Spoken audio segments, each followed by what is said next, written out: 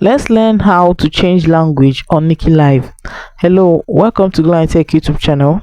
In today's video, I'm going to be teaching you on how to change language on Nikki Live. So the first step we are going to take is to log into your Nikki Live on your mobile device. Click on the Me option found at the bottom of your screen.